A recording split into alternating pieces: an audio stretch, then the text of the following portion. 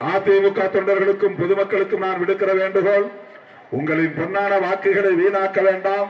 நீங்கள் போடுகிற ஒவ்வொரு ஓட்டும் மோடிக்கு போடுவதாகத்தான் போய் முடியும். இரட்டை இலைக்கு போடுவதாக நீங்கள் நினைத்துக் கொண்டு போட்டாலும் அது பிஜேபி வளர்வதற்குத்தான் இடம் கொடுக்கும். பிஜேபி ஏன் வளரக்கூடாது? அதிமுக வளரலாம், திமுக வளரலாம், விடுதலை சிறுத்தைகள் கட்சி வளரலாம், பிஜேபி ஏன் வளரக்கூடாது? இது சாதாரண மக்கள் மத்தியில் எழக்கூடிய கேள்வி. இந்தியாவிலேயே பிஜேபி ஒரு சராசரியான அரசியல் கட்சி அல்ல. அது மதவெறியை தூண்டுகிற கட்சி, சாதிவெறியை தூண்டுகிற கட்சி, சமூக நீதிக்கு எதிரான கட்சி, சமத்துவத்திற்கு எதிரான கட்சி, சகோதரத்துவத்திற்கு எதிரான கட்சி, இஸ்லாமியர்களை வெறுக்கும் கட்சி, கிறிஸ்தவர்களை வெறுக்கும் கட்சி, தலித்துகளை ஒடுக்கும் கட்சி.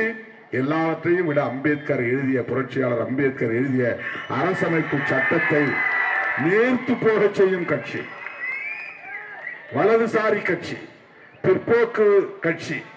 அந்த கட்சி வளர்வது தேசத்திற்கே நல்லதல்ல, தமிழ்நாட்டுக்கும் நல்லதல்ல. இந்த ஒரே காரணத்திற்காகத்தான் திருமாவளவன் திராவிட முன்னேற்ற கழகத்தோடு கைகளை இறுக பற்றி நிற்கிறான்.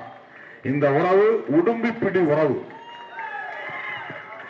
அண்ணன் ஸ்டாலின் அவர்களோடு திருமாவளவன் கரம் ஏதோ ஒப்புக்கு கைகோர்த்திருக்கிறது என்று எண்ணிவிடக் கூடாது. 8 சீட்டுக்காக கைகோர்த்திருக்கிறோம் என்று எண்ணிவிடக் கூடாது. எம்பி பதவிக்காக கைகோர்த்திருக்கிறது என்று எண்ணிவிடக் கூடாது.